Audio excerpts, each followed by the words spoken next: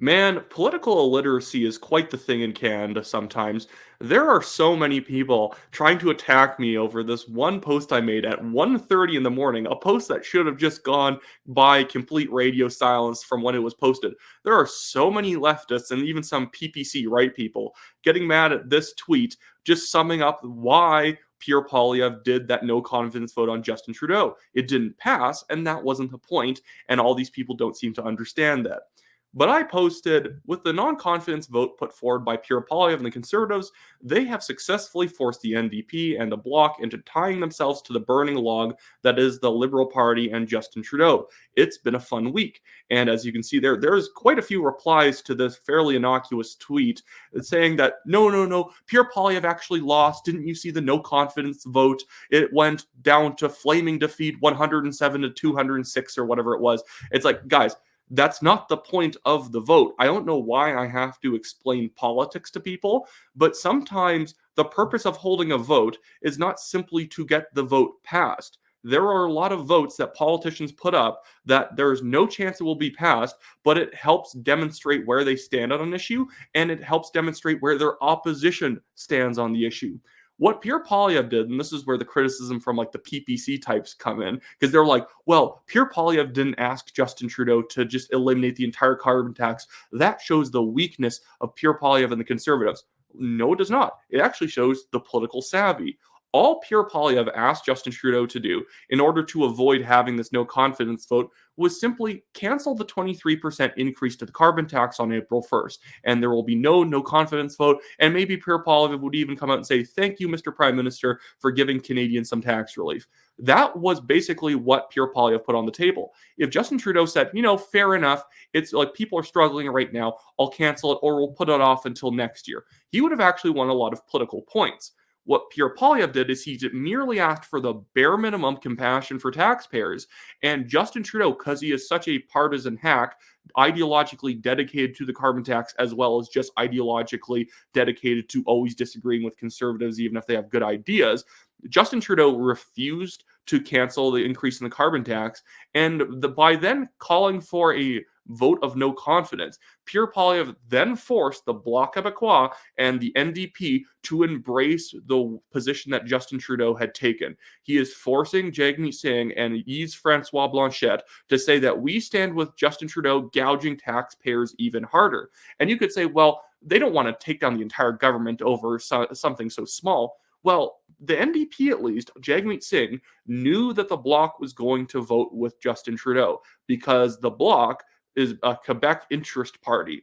Quebec already has its own provincial carbon tax, so the federal system does not actually apply to them. And so the Bloc will never actually approve of tax relief for every Canadian except for Quebecers, also excluding people in BC because BC still foolishly has their own provincial carbon tax too. So the Bloc was not going to vote for this. And so the NDP and Jagmeet Singh had a great opening to say, well, Trudeau, you're being really petty by not even allowing people to cancel or put off this increase in the carbon tax while people are having problems getting by and paying, rent and buying food and all that stuff. Jagmeet Singh wasn't even willing to do that because he has no backbone. Jagmeet Singh could have stood up and said, Justin Trudeau, you did a good job on dental care and pharmacare, but really you won't let people have minor tax relief on April 1st. We're voting against you. And he could have had the NDP vote against Trudeau in this non-confidence vote, scored a bunch of points while knowing it that was not actually going to result in the government being dissolved and a new election coming in.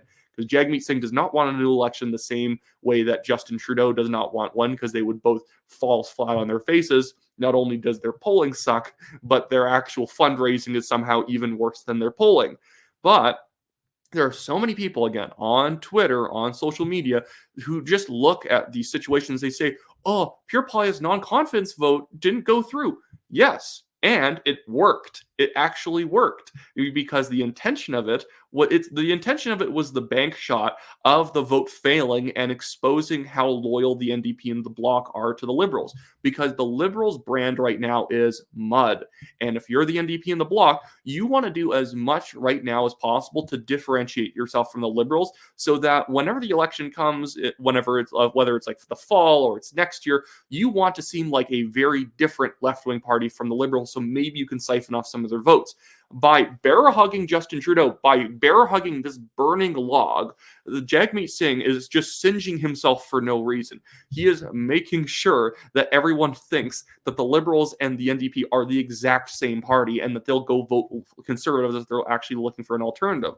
So actually, yes, Pierre Poilievre, the Conservative leader here, made a genius political maneuver. He made sure that the Bloc, the NDP, and the Liberals are perceived as the same party. This will probably help the Conservatives dig more into Quebec, probably dig more into Ontario, and also because Pierre Poilievre has been rightfully picking a fight with David Eby over his provincial carbon tax, he's also been becoming way more popular in British Columbia as well. What did this whole situation do for Justin Trudeau and the Liberals? Nothing. They got no good press out of it. They just look petty for not willing to give a 23% tax relief, sort of like, just even not even tax relief. We're not even asking them to lower taxes. We're just asking them not to raise taxes, and they wouldn't even do that. That is the point. So PPC people saying Poilievre didn't ask for enough. No. He asked for as little as possible on purpose, because it was the point of showing that even the bare minimum was something that Justin Trudeau was not willing to do. Anyways, guys, that should be it for me today. I'll maybe try and do more videos where I try and make general lessons on politics, but this is, like, I guess you could say, an encapsulation of the value of a show vote. You want to do show votes to demonstrate where people are.